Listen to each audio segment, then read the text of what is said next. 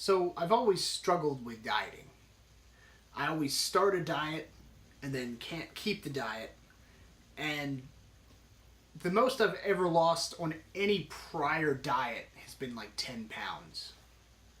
Today, I cheated on my diet the first time in 3.5 months, which honestly I thought it was like 4.5 months at this point, but I was completely wrong. It's only been 3.5 months, and I've actually lost 50 pounds.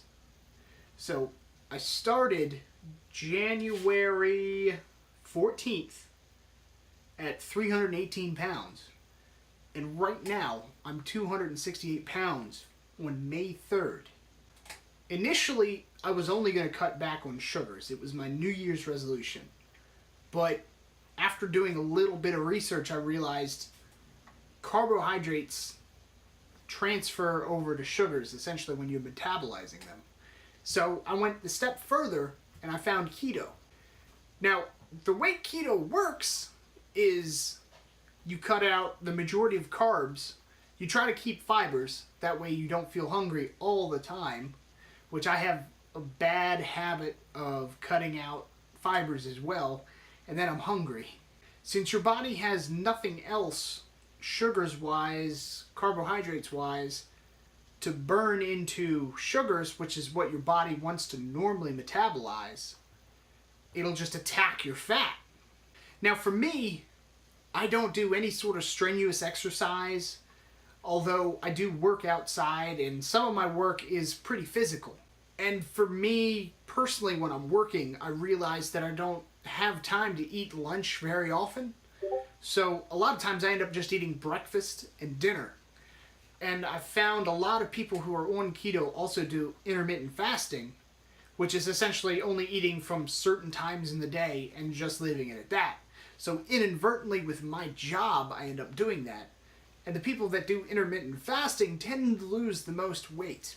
Now, if I ever get down to it, I could supercharge my diet and actually work out. And if I do work out, I could lose probably twice as much weight as I currently do. Now, the biggest difference between any other diet that I've ever had and keto is keto, you have to stay on it. If you cheat too much, eat too much sugar, you'll just get sick.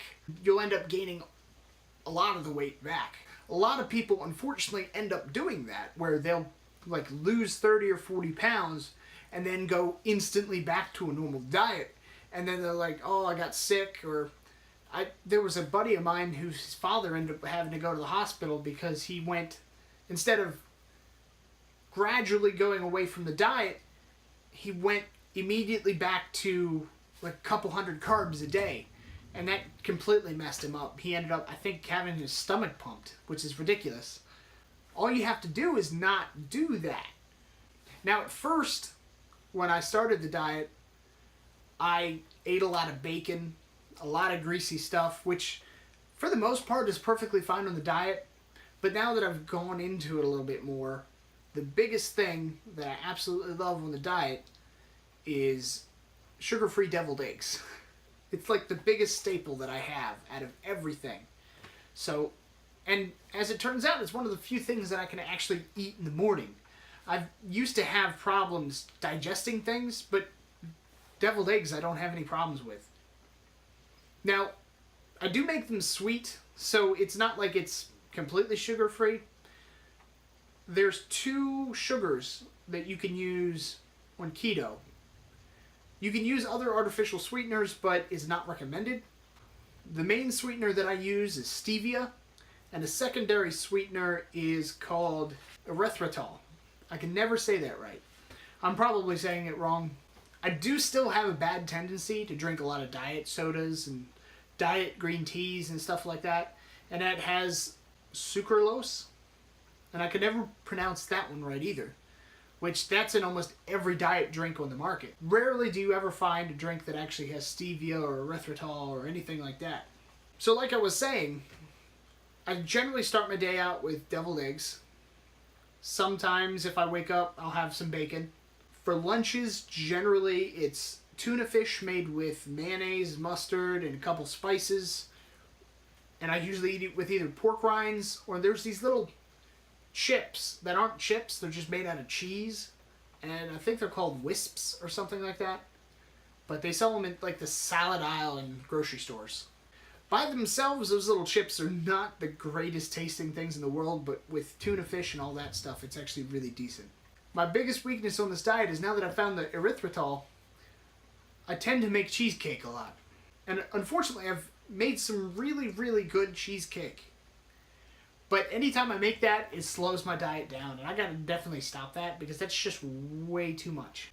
And I also have a bad habit of eating a lot of sausage, which sausage in itself isn't too bad, but it's got a lot of processed stuff with it that just doesn't make it quite as good as normal meat. But the number one staple vegetable that I always eat on this diet is broccoli. Broccoli and cheese. It's a perfect mix on this diet.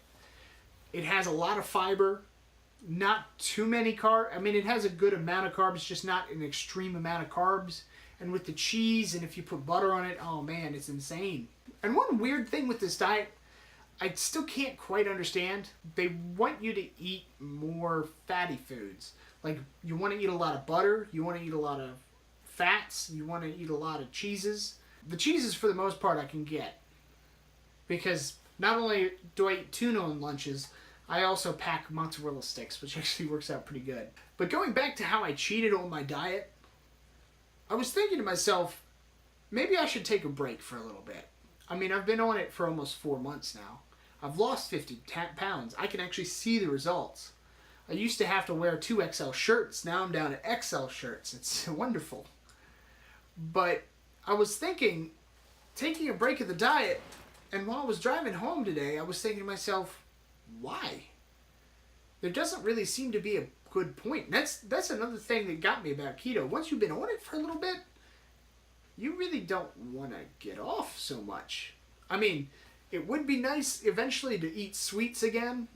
There's this specific dehydrated strawberry product that I buy. It's made to be like candy. I could eat that all day if I could eat that all day. Driving home today, I just didn't feel like it was necessary. I mean, I could probably do this for a whole year. It would be great to lose 100 pounds this year. I'm pretty satisfied that I lost 50 pounds so far. So I want to see how far I can make this. And maybe if I actually start exercising, I might actually be pretty fit by the end of the year. But that's my story so far. I want to hear other people's opinions. Leave a comment for me if you have any information keto-wise, your own story, stuff like that. If you're thinking about getting on keto, a good place to go is Reddit. There's a subreddit called r/keto. And there's a lot of people's stories and different ideas, different types of foods that you can get. It's a really good resource. Thanks for listening to me, and I'll see you on the next one.